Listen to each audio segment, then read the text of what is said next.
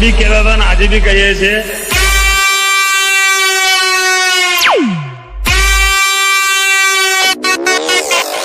તાકાત હોય તો લગાવો ગાડી બાજુમાં.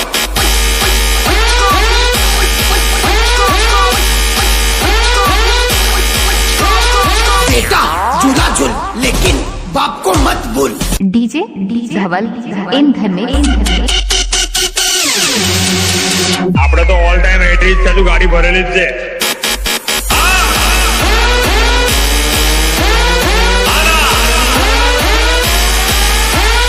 અલે બોલાઈ લે તારા પડવાઓ ને.